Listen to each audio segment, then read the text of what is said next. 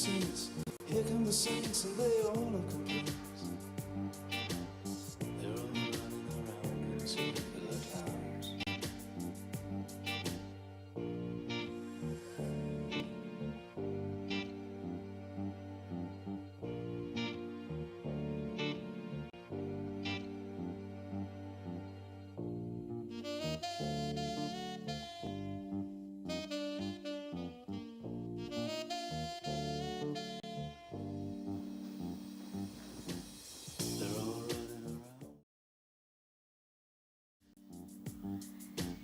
Boa tarde, sejam bem-vindos à nossa primeira mesa redonda para a celebração do Dia do Orgulho Autista. A PAI de Foz do Iguaçu tem 500 alunos, entre eles deficientes intelectuais e muitos autistas. Então, hoje estamos aqui para falar um pouquinho do nosso trabalho e também conversarmos com algumas mães de alunos e mães de autista sobre o assunto. A nossa escola é uma das maiores em números de matrícula do Paraná, certo? E a OMS nos diz que nós temos cerca de 70 milhões de autistas no mundo, sendo 2 milhões no Brasil. Então, é um público muito grande, esse é um dia celebrado por eles. Foi criado pelo público autista e nós aqui da PAI estamos querendo trazer uma luz para os nossos alunos também, que não podem participar falando por si. Então, nós estamos aqui com vários professores e mães. Entre elas, nós temos aqui a Cristiane, que é mãe de autista, a nossa coordenadora pedagógica, Márcia, Maria Antônia, professora, Cida, professora também, a Josielen, professora da nossa escola, Karine, professora também, a Carla, que é mãe da Lara, que é aluna da escola, e a professora Vera. Então, eu queria começar conversando com vocês, com as mães, qual a importância para vocês do acolhimento dos alunos na escola, como que vocês acham que isso torna para eles um ambiente melhor, que eles se sintam mais participativos e inclusos. E também falar um pouquinho sobre o cotidiano de vocês com eles. Vamos começar com a Carla, então? Então, eu só vou fazer uma observação que a Lara, esse ano, ela não está estudando na PAI, porque ela foi para o ensino regular esse ano. Mas a Lara, ela amava estudar aqui. Ela está tendo grandes dificuldades para se adaptar no ensino regular, devido a que ela, na cabecinha dela, ainda ela pensa que a escola é a PAI. Ela só, na cabeça dela, acha que mudou a escola, mas ela acha que é a PAI, porque todo dia ela fala, vamos para a PAI? Então, ela amava, ela foi muito bem recebida, ela foi muito bem assistida na PAI. Eu acredito assim, que a PAI ela tem um trabalho que vai além do trabalho de sala de aula, além do ensino especial. É um trabalho de amor mesmo. Foi isso que eu encontrei na PAI com a Lara. Eu tinha uma visão totalmente equivocada da PAI, eu não conhecia, mas quando eu vim para a PAI, o primeiro dia que eu cheguei aqui, a Lara já foi assim bem recebida, até foi nessa sede aqui, né, nesse local. A Lara ela foi muito bem recebida pelos alunos, inclusive. Eu lembro assim que a gente chegou e ela estava muito agitada no dia, porque ela já estava indo numa escola regular e ela não estava conseguindo se adaptar. E quando a gente chegou, ela estava muito agitada e tinha um grupinho de alunos um pouco maiores, de uma faixa etária um pouco maior, eles estavam brincando no parque. E quando eles viram a Lara tendo tipo uma crise, eles vieram automático, assim, eles vieram até ela e pegaram na mãozinha dela e ela foi com eles assim e começou a brincar ali no parque. E eu consegui entrar, né, e falar com as meninas da recepção. Então eu fiquei muito feliz. Então eu acho assim que a PAI, que é a instituição que eu conheço, né, ela tem um trabalho assim que é fantástico, é de amor mesmo. É um trabalho assim que vai além do ensino, sabe? E a escola regular que ela está indo agora também está, tipo assim, tentando se adaptar com a Lara, né? Eu percebo assim um grande esforço da escola em tentar trazer ela, né, para adaptação, porque é totalmente diferente. Eu até do meu coração eu gostaria que ela continuasse na PAI, mas ela foi tipo liberada, né? Então ela tem que também tentar ir em outra, né, instituição para ela também fazer a inclusão, né? Mas sobre isso, assim, sobre a inclusão da Lara aqui e nas outras escolas, né? Eu achei assim que aqui foi o lugar onde a Lara mais se identificou mesmo, o lugar que melhor ela que legal. relacionou. É importante a gente colocar que a PAI, muitas vezes, ela não é o ponto final, ela pode ser o caminho para o aluno, né, passar o tempo e trabalhar o que for necessário para poder ter essa inclusão na escola regular.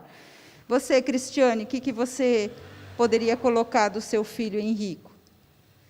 Então, o Henrico, ele teve, né, o diagnóstico de autismo desde pequeno, né, e em casa mesmo, né, por um pouco da experiência, né, que eu também sou professora na área, né, então, desde pequenininho com as terapias já, né, com a estimulação precoce desde os 2 aninhos dele. 1 ano e 8 meses a gente começou, né, e nesse período ele manteve, né, dos 2 aninhos até na faixa de 3,5, a gente manteve somente ele em terapias, né, e, em seguida, a gente inseriu ele na escola.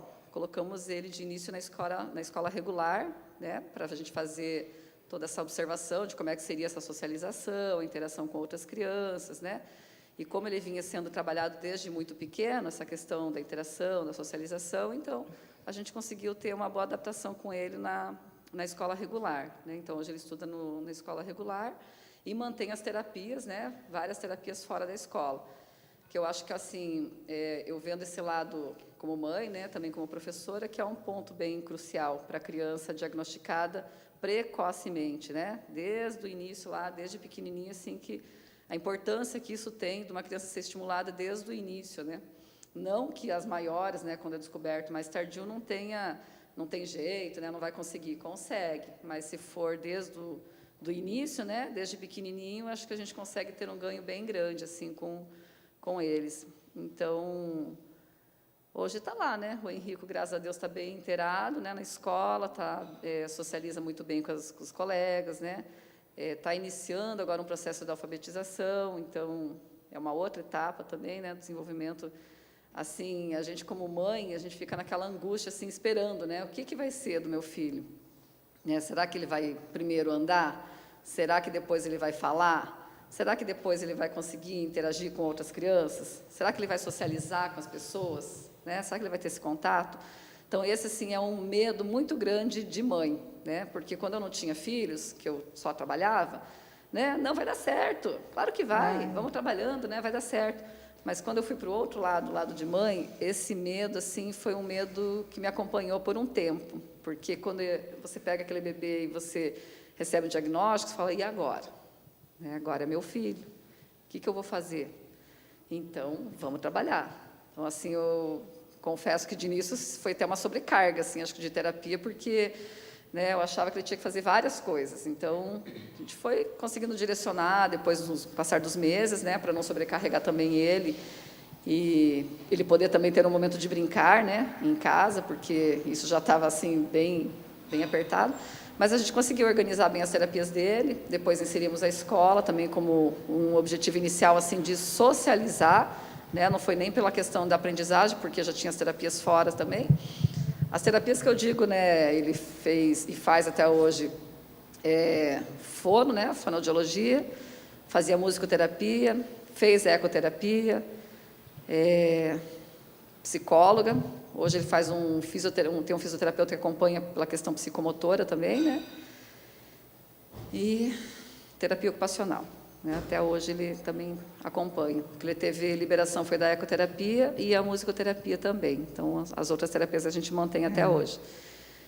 E, graças a Deus, ele está bem inserido, né? Na escola regular ele tem um acompanhamento como auxiliar, né? Que trabalha junto com ele, com mais um outro aluninho da sala também, que é autista. E a gente está nesse processo agora, né, de alfabetização, de dar continuidade, né, e esperar agora que venha essa questão da alfabetização, né, como eu falei, é todo um processo, né, de início eu tinha medo lá, o que seria dele, então, aprendeu a andar, aprendeu a falar, né, são todas as etapas, então, hoje o que eu espero, assim, não é uma angústia, né? Mas você fica naquela esperança que a criança consiga ser alfabetizada, né? Que ela consiga entender, né? Um pouquinho do que acontece. E a gente está caminhando para isso, né? É muito importante essa precoce, né? A gente começar os tratamentos, tudo porque daí o desenvolvimento da criança sempre é melhor, né? E ela consegue se desenvolver mais cedo e, de repente, a alfabetização é uma coisa que acontece mais facilmente. Então, para as professoras, eu gostaria de colocar como que é a recepção desses alunos, a flexibilização desse conteúdo, como que é o trabalho quando recebe um aluno autista. Josiele? Então, quando nós recebemos o aluno, a gente traz ele para a sala e nós vamos ver como ele vai agir. É uma via de mão dupla, professor e aluno, e a turma também. Tem turmas que, às vezes, são bastante alunos, no caso, 10 alunos e tal. Mas, quando é um autista, a gente deixa ele livre na sala para ele se ambientalizar. Esse é o primeiro processo.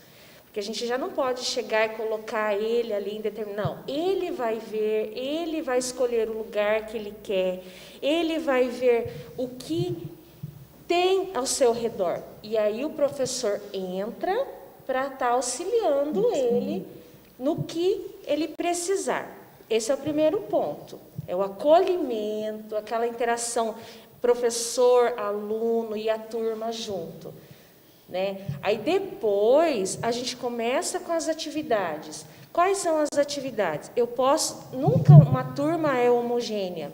Pelo menos aqui para nós a gente não tem assim uma turma certinha, homogênea, dá para trabalhar a mesma coisa para todos. Não. Só que eu, Josi, posso trabalhar a mesma coisa, porém com estratégias diferentes. Né? Então, um aluno eu trabalho de uma forma, uma estratégia, outro de outra e outro de outra. E o autista, a gente precisa estar com ele ali, apoiando, sempre apoiando ele, sempre ajudando, acolhendo, porque ele precisa do professor. E a família é o que a Cris falou, eles de um lado e a escola do outro. Essa é a via de mão dupla, ambas têm que estar andando da mesma maneira. Legal. Cida, o que você acha? Como que você recebe o aluno para ele se sentir acolhido na escola? Olha, O microfone, sim.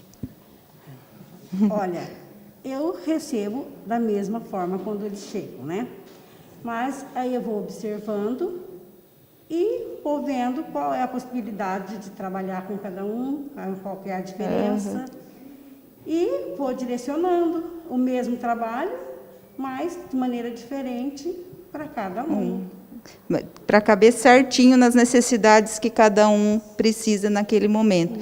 E você, Maria Antônia, como que é o tratamento desses alunos na sua sala de aula? Então, eles são recebidos e nós geralmente temos que deixar eles à vontade para que nós possamos conhecer ali até onde vai, quando nós vamos começar. Mesmo nós temos o nosso eixo para trabalhar, mas com o aluno autista, a gente tem que conhecer ele. Então, o primeiro elo é uma via, vai e vem, escola e família, professor e aluno. Então, nós precisamos ter essa interação, conhecimento, né? Vai aquela conversa com os pais, do que mais ele gosta, para a gente já ter uma noção para receber ele. O acolhimento é uma das principais coisas, porque quando nós chegamos em algum lugar e somos bem recebidos, nós vamos se sentir à vontade. E aí é onde que é o primeiro passo para que nós possamos trazer esse aluno para próximo nosso, para que possamos ensinar a eles, conversar, começar a trabalhar com ele, para poder ver e observar assim, aquele desenvolvimento desse aluno. Porque eles têm um mundo deles, o autista ele tem um mundinho deles, as coisas que eles gostam. E aí, enquanto cabe a nós, enquanto profissional, nos observar e ver até onde nós podemos entrar ali e de que maneira, de que estratégia eu posso trabalhar com esse aluno, de que forma, e vamos experimentando. Nós temos um eixo, como a Josiele falou, vou pegar um gancho da fala dela, Nós temos um eixo, sim, para trabalhar, e com aquele eixo a gente vai pegando as estratégias. Ah, esse aluno eu faço assim, esse aluno eu faço dessa maneira. E assim vai fluir. Eu preciso ter um conhecimento, uma interação com os pais, com o cotidiano daquela criança, com os gostos dele, e tudo parte daí. A gente nunca tem, tipo, uma aula certa, porque vai depender do dia, da hora, do chegar, de como está aquele aluno. Isso, conhecer eles é bem Só importante. uma ressalva aqui, que é bem interessante, que a professora Antônia falou. A gente até prepara todas as estratégias, que a gente tem um planejamento anual, tudo da turma, e aí você já está engatilhado com aquelas estratégias para aquele dia. Porém, todavia, contudo, o aluno chegou, a gente tem que observar bem como ele está. Tem dia que ele vai estar calmo, tranquilo, tem dia que ele vai estar mais agitado, então você tem que andar de outra maneira. Tem dia que ele vai estar chorando, você tem que trabalhar de outra maneira. Então, assim, os nossos alunos, no geral, a gente trabalha conforme o dia, como eles estão, né? Então, acho isso bem importante ser lembrado, né, Maria Antônia, porque a gente deixa tudo muito organizado, a gente se prepara antes, porém, tem que observar tudo na entrada, o que acontece. Às vezes vem a mamãe e fala, professora, hoje, infelizmente, ele está muito nervoso, ele está muito agitado. E aí eu, como professora, entro procurando de uma outra maneira para estar ajudando ele e a mãe também. Ai, Karine, queria que você colocasse um pouquinho como que é a escolha das atividades, essa flexibilização dos conteúdos para que a gente possa alcançar nossos alunos autistas, como que isso acontece? Então, eu vou falar de uma experiência que eu tive. Eu recebi uma turminha de autista, eram 4. O Douglas, a Vitalina, a Gabriele e a Sofia. Para mim, foi uma experiência gostosa, porque a gente tem alunos autistas na escola que são assim, que entram mais velhos, então a gente não tinha aquela experiência de ter contato com alunos que têm o diagnóstico e já vêm para a escola. Então, assim, a gente tem, igual a Josi falou, a gente tem um planejamento, mas também o planejamento é flexível, a gente pode estar adaptando. Então, também tem um planejamento de atendimento individual para cada aluno, porque o aluno vem, a gente faz uma anamnese, né? Uma semana ali, inteirando com a família e a escola, porque é através da família que a gente vai saber como o aluno, a partir dali, o que a gente tem que trabalhar, né? O que o aluno gosta, o que o aluno não gosta, porque o autista tem muito disso. Eu tinha a Sofia, que até a mãe me contar que ela não gostava de alimentos secos, eu sofri na hora da alimentação, porque ela gostava só de sopa, né? Ou só de seco. Então, assim, você tem que alimentação para eles. Tem autistas que eles escolhem o alimento. E, então, assim, a gente tem que fazer uma rotina na sala de aula. Eu trabalho também com PECs, que é as figuras, a entrada, o lanche, a hora da educação física. Então, tudo era organizado para eles, porque eles sabiam o que ia acontecer durante a aula, durante o dia. E uma vez também eu observei o Douglas. O Douglas, todo dia, a atendente, a Smídia, trazia ele até a sala. Com a Smídia, ele não chorava. E uma vez, a outra atendente trouxe, ele veio aos prantos. Aí eu observei, falei, mudou a rotina dele. Então, assim, pedi para a atendente voltar lá, pedi para outra colega trazer ele até a sala de aula. Ele veio, bem tranquilo.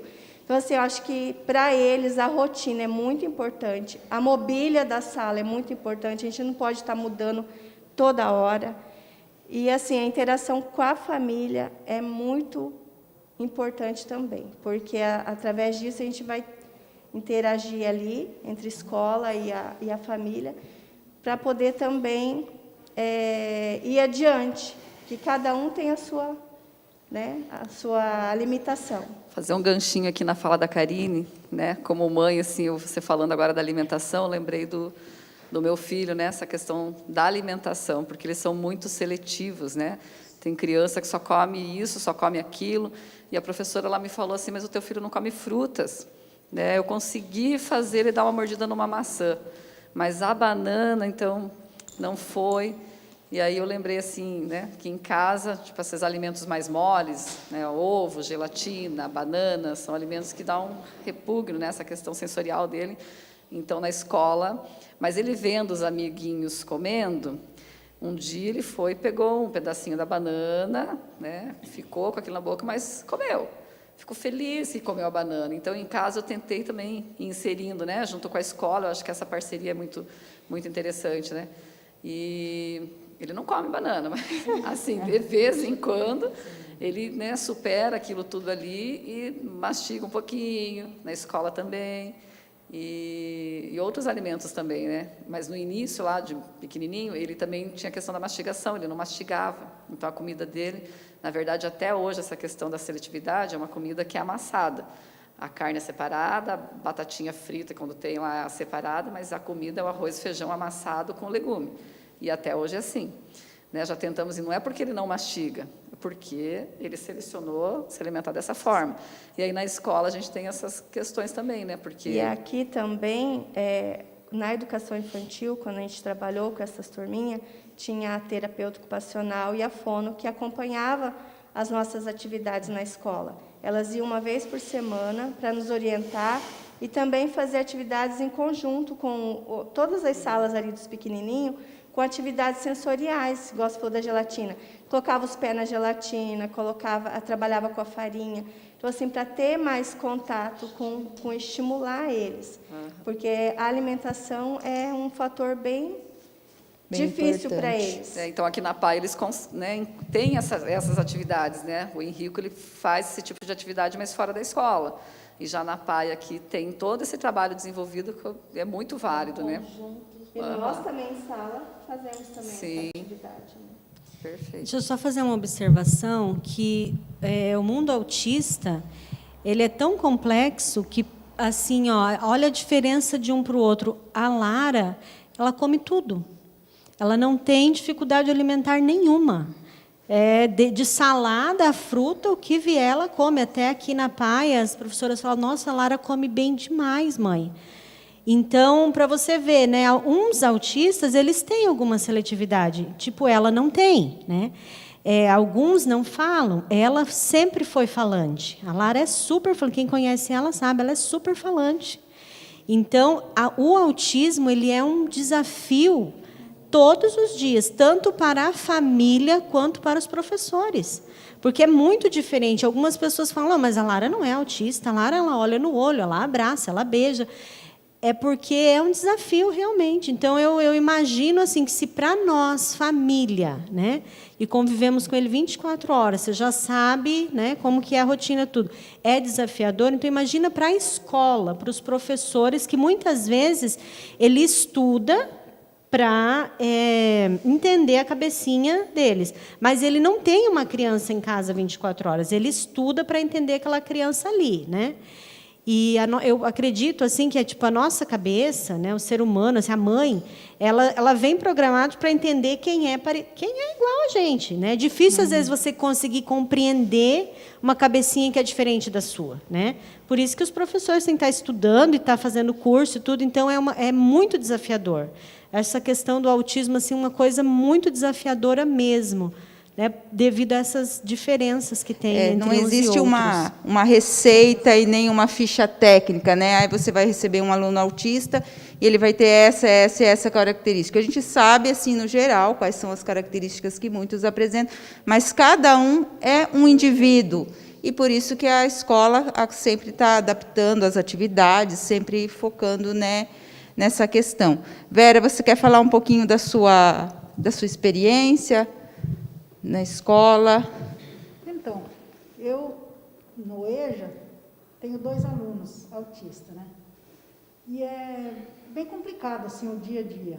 No momento que chega, no acolhimento, né?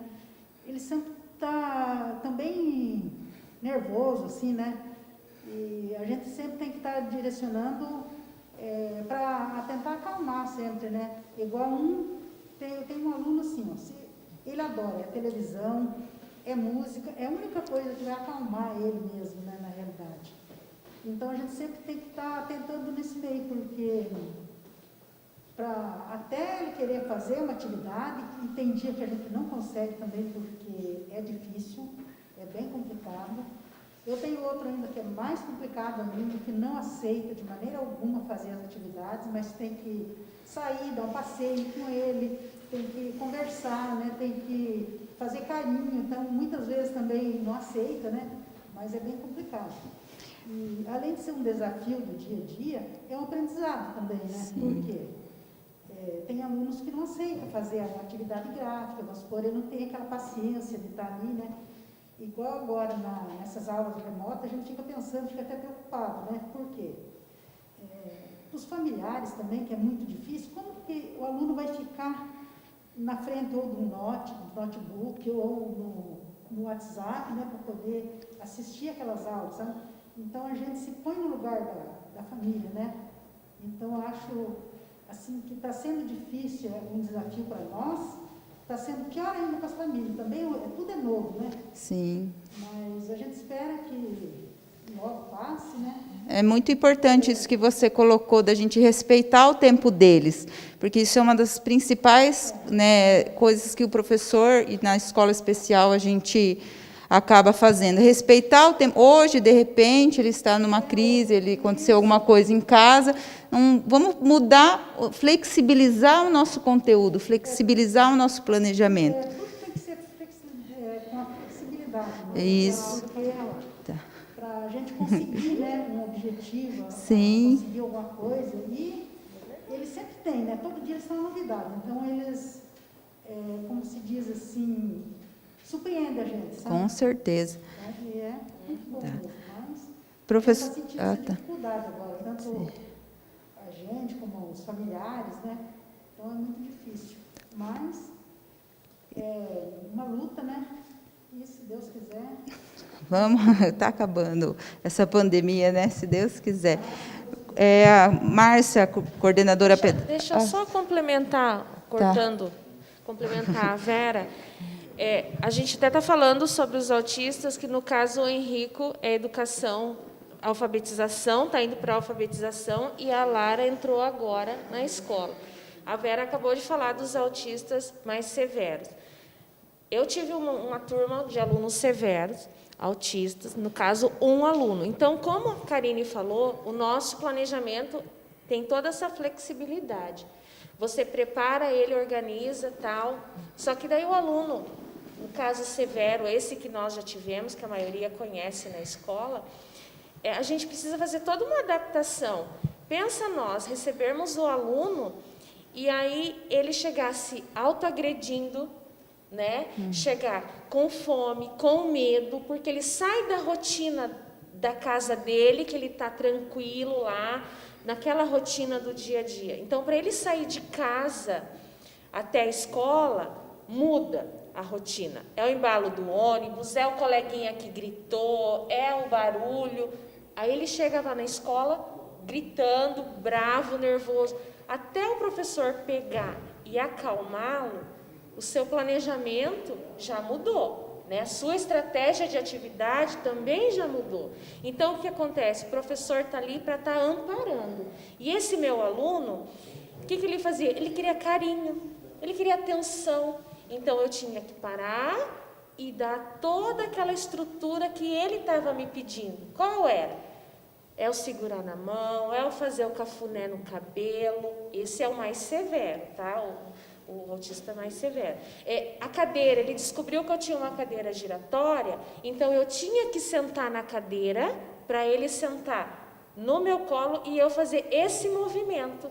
Pensa, eu passava um movimento da tarde, aí já era quase o horário do lanche, o lanche chegava, ele já estava calmo, trocávamos a fralda, a roupa, e aí ele continuava no movimento dele, para depois ele ir para casa. Então, assim, é bem desafiador o que a Vera falou, né? Porque a gente também tem que estar trabalhando com esse tipo de aluno mais severo. A gente não trabalha só com os mais leves, né? A gente tem um todo na escola. Então, a gente tem que estar, assim, com o nosso planejamento bem flexível mesmo. E não podemos esquecer de nenhum, né? Nem Nenhum. daqueles que deem um retorno maior, como aqueles que acabam demorando, são todos nossos Tanto alunos. é que para poder ir para fora, no pátio, a gente demorava horas. Era todo um trabalho minucioso para poder ir com ele no pátio, para poder sentar um pouquinho, questão de 5 minutos. Ele não queria mais, o que você faz? Você vai continuar? Não, você vai procurar outra estratégia. Ele quer voltar para a sala, então vamos para a sala. Então, é toda uma organização, todo um cuidado. O papel do professor também está voltado a isso. Isso, então, a nossa coordenadora pedagógica, para falar um pouquinho também desse atendimento, dessa relação, né, com os alunos. Eu falo assim, como não professora, não pedagoga, porque eu estou coordenadora neste momento, né?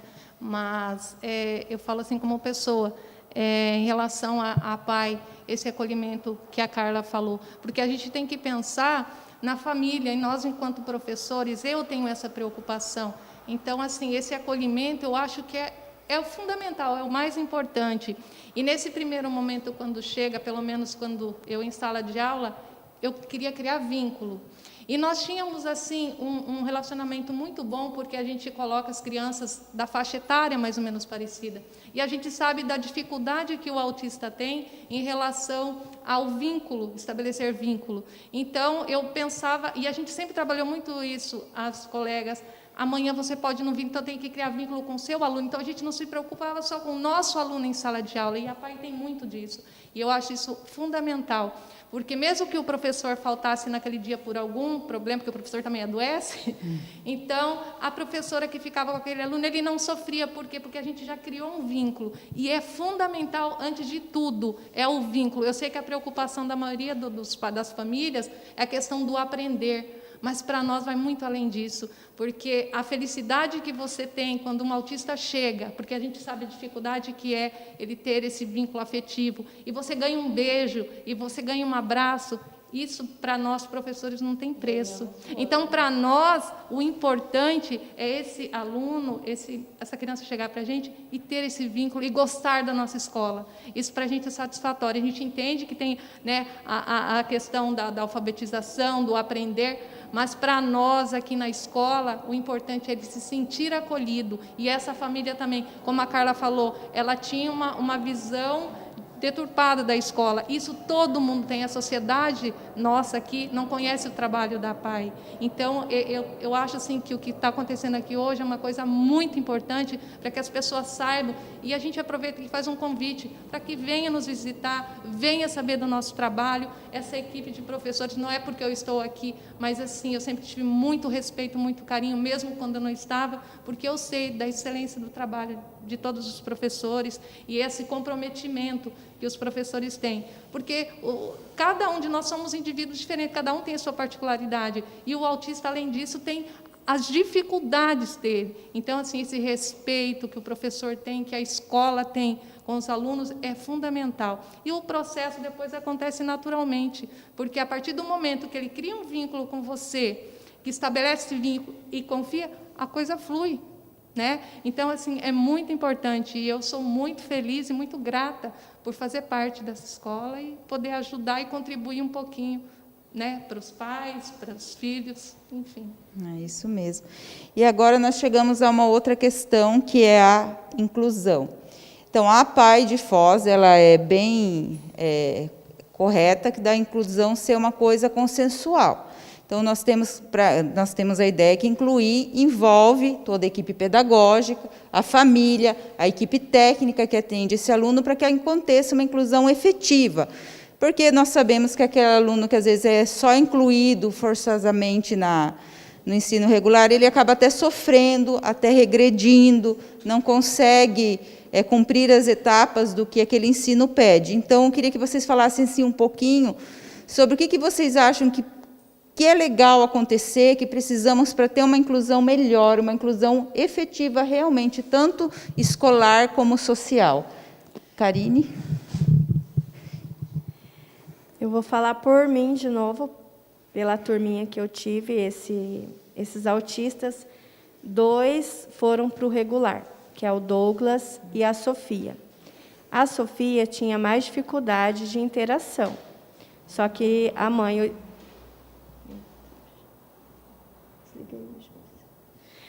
escolheu em colocar ela no ensino regular, porque hoje no ensino regular tem um professor de apoio, né, que vai ajudar o professor de sala com aquele aluno. Só que eu professora, Karine, eu penso assim, que para você incluir um aluno lá na escola regular, a escola também tem que estar preparada com os professores, preparados, especialistas, e não somente um professor apoio, e sim um professor especialista para aquele aluno, para acompanhar ele, né? Porque ele vai ficar lá na escola como um cuidar, né? Sim. E nós temos todo esse processo de desenvolvimento, de atividade na escola, com a família, com as terapeutas, aí chega na inclusão, na escola, e ele acaba não tendo esse apoio. Então, assim, a gente tem que pensar para os dois lados, né? Se ele vai ter aquele apoio lá, que nem a Carla falou que a Lara está tendo uma sala de recurso, e a escola está se adaptando a ela, né? Então, assim, isso é legal, essa é a inclusão que a gente almeja, né?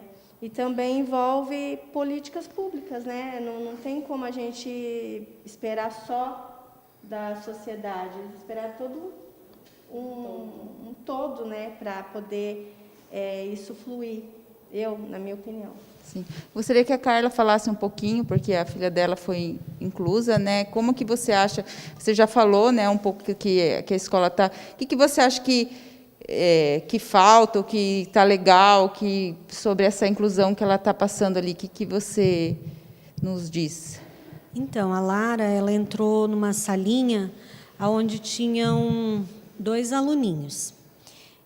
Devido à pandemia, foi reduzido o número. Então, os aluninhos que foram adaptados para voltar para a escola foram esses 2, incluindo ela, 3 aluninhos na sala. Só que daí, a professora, foi aquilo que a Márcia estava falando do vínculo, né? A professora me chamou e falou, Carla, a Lara, a gente não está conseguindo ter vínculo com ela. Porque ela quer a Albina, ela quer a Márcia, ela quer o Vande, ela quer gente que não tem na escola. Ela, entendeu? Ela fica procurando. Ela quer a professora de educação física, né? Ela quer a Letícia, ela vai na portaria e fala, cadê a Letícia? E daí ela estava assim ela não estava se encontrando naquele lugar. E os outros 2 amiguinhos, eles têm um autismo, eu acho que é mais leve, então eles conseguiam acompanhar mais as atividades. A Lara estava meio peixe fora d'água. Aí elas falaram, olha, Carla, a gente vai fazer o seguinte, a gente vai adaptar, então, um dia vem só os 2 e um dia vem só a Lara, até a gente conseguir vínculo com ela. Até ela entender que aqui não vai mais ter a Albina, não vai ter a Márcia, né? Não vai ter o Vande, não vai ter a Aldeísa, porque ela pedia muito, né? É o que ela estava acostumada. Então, eu falei, não, realmente, esses professores são os da PAI, ela tem um amor muito grande por eles, então ela vai sentir. Então, já faz uma semana que ela está indo em dias alternados, justamente para as professoras conseguirem esse vínculo com ela. E eu acho que toda escola regular tem que ter, igual ela falou, o professor, não adianta ele só ir lá ser um professor auxiliar. Se ele não entende educação especial, não vai estar fazendo nada, ele vai estar só ali, né? Ele não vai dar não vai somar com aquela criança, porque ele não sabe educação especial. Educação é educação, educação especial é outra coisa. Você estuda para isso, é outro... Né? E eu vejo assim que nas escolas, a maioria das escolas não tem a educação especial. Ele tem o auxiliar, mas não é a educação especial. Nessa escola que a Lara está, elas foram muito sinceras em me falar, Carla, a gente não tem educação especial aqui. É uma escola, a gente tem uma salinha de recurso. Então, a gente está aprendendo com a Lara, a gente tem um professor que está, assim, ele se dispôs, né, uma professora, a estudar mais o assunto, e a gente vai passando, vai trocando informação, né? E eu acho assim que o autismo ainda ele é uma coisa assim que ainda não é conhecida em toda a sociedade. Tem gente que olha e fala, mas ela não tem cara de autista. Mas autista não tem cara, né? Exatamente. Então, eu vejo assim que o que me dói muito, muitas vezes, quando eu saio com a Lara, é o olho do outro que não conhece, não sabe o que está se passando. Então, às vezes, ela está numa crise. Gente, não é manha, não é birra, ela está passando por um momento de sofrimento. Eu também não sei explicar, muitas vezes, o que acontece. Às vezes chega num lugar, ela não gosta daquele lugar, por algum motivo, aquele ambiente, ela não gostou. Então, ela não quer entrar. E ela fala, eu não vou entrar nesse lugar, eu não gosto, eu não quero. E daí a pessoa fala, ai, nossa, olha que manhosa, nossa, ela é assim. Então, porque a Lara, ela fala, ela anda, você olha para ela, você fala, não, é uma criança, né, digamos assim, normal. Quando ela começa a dar aquela crise nela, que ela começa a dizer que ela não quer, que ela começa... O olho da pessoa, as pessoas não sabem o que está acontecendo e elas te julgam, né? E isso, para uma mãe, dói muito. Você vê teu filho ali numa crise, você vê teu filho passando por um momento difícil, você tentando acalmar ele, e as pessoas em volta te julgando, como se o teu filho fosse mal educado, mal criado, ou birrento, né? Então, isso dói muito, porque a sociedade ainda ela não sabe o que é. Muitas pessoas ainda não, elas sabem do autista, o autista severo, mas assim, o autismo da minha filha é um autismo, como é que eu vou te dizer, não é uma coisa muito, entende? Ela tem comportamentos, tem hora que parece assim que ela não tem nada, você fala, nossa, né? Lara está falando, daqui a pouco ela foge daquele mundo, né? Entra no mundinho dela. Então, é muito complicado. Então, eu penso assim, se para mim, que sou mãe, é difícil entender, para o outro também é difícil. Mas daí tem um pouco também da compaixão do outro, né? De olhar com outros olhos, de não julgar. Tipo assim, se eu não posso ajudar, também não vou atrapalhar, não vou ficar, né, falando que é mal educado, porque isso dói muito para a gente. É a empatia, né, de saber que ali é uma criança, é um autista, mas não é o único aspecto daquela criança, né? Ela é um ser humano com diversos aspectos, com diversas questões, e isso realmente é uma coisa que deve doer muito. Cristiane, você, que o seu filho também está incluso? Então, o Henrico está incluso, né? Eu fiquei pensando, agora você falando assim, toda essa questão, né, da Lara, né? O Henrico, a gente colocou ele no ensino regular, né? Não que eu não pensasse, de repente, será que a gente não começa na PAI? Porque no início, assim, gente, é o medo, é aquela angústia, o que eu vou fazer com meu filho? Né? Então, por isso, assim, de início, foram as terapias, e ali a gente foi encaminhando. Não, vamos tentar iniciar com a escola regular, né? Porque veio vindo a fala, né? Então, vamos iniciar. E, então, está na escola regular até hoje, né? Mas ele está bem inserido lá, né? A gente teve, desde o início, esse acompanhamento com auxiliar. Passamos também alguns bocados, porque é justamente essa questão, assim, a escola, ela não está totalmente preparada para receber os alunos de inclusão, né? O aluno com autismo, ou síndrome de Down, ou que tem o deficiente intelectual, eles não estão totalmente preparados. Alguns entendem um pouco mais, né? Tem alguém que tem algum curso lá dentro que saiba lidar, mas muitos não, né? E eu acho que, assim, desde o início eu tentei ajudar, né? Um pouco, assim, com material, com explicações, essa questão de posicionamento na sala, né? Onde ele ficava, a forma como os colegas vinham até ele. Então, no início, eu tinha muito medo desse acolhimento também. Como é que seria, né, o Henrico numa escola regular? Será que ele vai ficar bem? Será que ele vai ser bem acolhido? Será que os outros colegas não vão acabar, né, desfazendo, não vão inserir? E, né, a gente teve, graças a Deus, até hoje, assim, a gente conseguiu ter esse ganho com ele, né? Então, tá bem inserido naquele ambiente ali. Mas é uma luta, assim, né? Eu acho que, assim, a gente tem, como você falou assim, é uma coisa nova, mas os professores que trabalham com ele, né? E eu vejo, assim, também o outro lado profissional meu também, que eu trabalho numa sala de recursos, essa dificuldade, né? Que assim, a parceria escola-família e os professores que trabalham também com aquele aluno, né? Quem que é aquele aluno? Na verdade, eu estou saindo um pouco do foco ali, né? Mas quem que é aquele aluno, né, da inclusão? Ah, é um autista. Ah, mas ele é preguiçoso, ele não quer fazer nada, né? Ele nem fez o trabalho que eu pedi. É complicado. Meu filho ainda não chegou nessa parte da educação, né? Ele ainda está lá no início da alfabetização. Então, mas essa questão da inclusão, eu acho que lá ele está bem inserido, né? É bem importante você colocar isso, porque a gente sempre pensa na inclusão na parte da alfabetização e acaba esquecendo na parte a partir do 6º ano, quando chegam a 5 professores diferentes, com matérias diferentes, que já é um baque para uma criança dita normal, né? Mas para o autista ali, chega naquele baque, chega naquele impasse, e a importância do que a professora Karine colocou das políticas públicas, porque os professores precisam conhecer, mesmo os professores do regular, precisam conhecer maneiras de chegar nesse aluno autista para poder auxiliá-lo nessa transição e para que ele consiga também realizar o que o conteúdo pede da sua escolaridade do momento. A Carla quer... Deixa eu só fazer uma observação. Quando eu coloquei a Lara na PAI, eu sofri muito preconceito, porque as pessoas falavam para mim, até os médicos, muitos médicos que atenderam lá, falaram, a Lara não é criança de APAE. Ela não é. Nossa, a Lara vai regredir, né? Tipo assim, então eu sofri muito preconceito quando eu coloquei a Lara na PAI.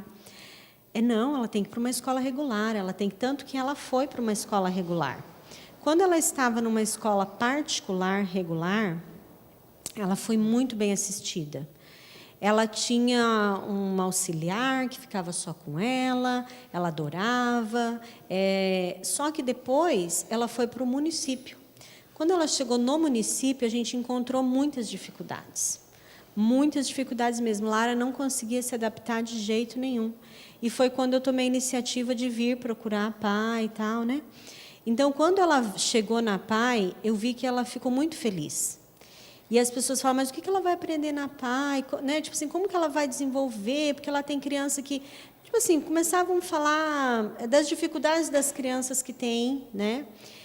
E eu tive uma postura, assim, eu conversei com a Aldeísa, que na época era a diretora, eu conversei com ela, ela falou, Carla, primeira coisa que a Lara, antes da Lara aprender a ler, escrever, antes dela aprender a fazer qualquer coisa, Carla, ela tem que estar feliz. Ela tem que se sentir acolhida, ela tem que estar num lugar onde ela se sente respeitada, onde ela se sente bem-vinda. Se você achou que esse é o lugar para ela, mantenha ela aqui. Primeira coisa, Carla, se ela não se sentir feliz, se ela não se sentir bem, não se sentir acolhida, ela não vai aprender. Ela não vai aprender. Então, essa tua preocupação, ela vai aprender, Carla, ela tem uma vida para aprender.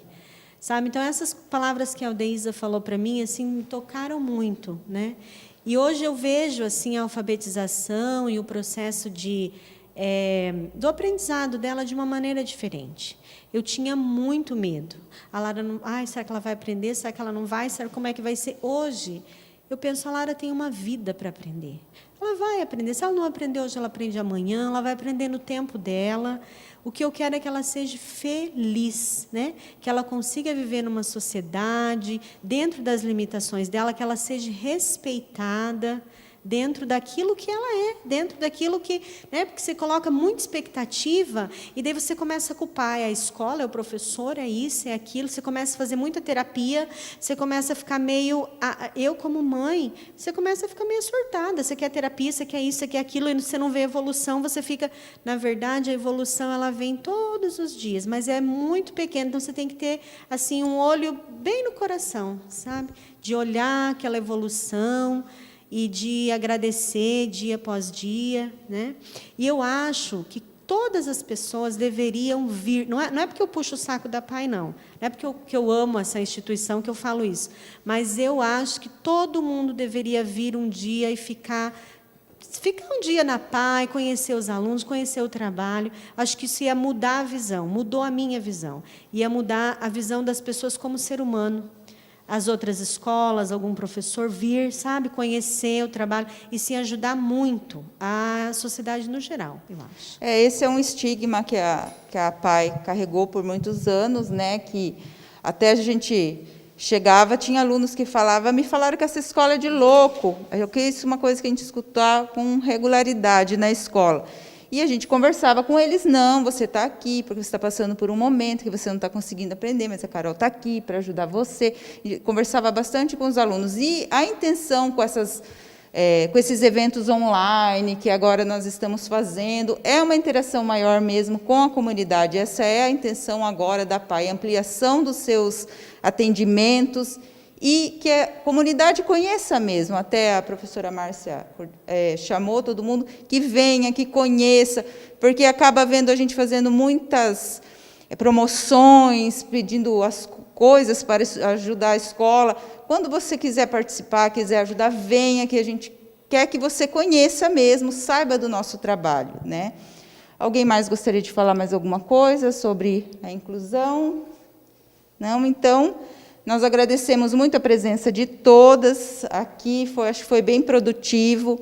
Agradecemos aos nossos patrocinadores, que é a Pedra Angular, Panorama, Roadstar, Acesso Saúde e Óticas Carol, e convidamos vocês para continuar acompanhando nossos eventos e a nossa programação. Muito obrigada.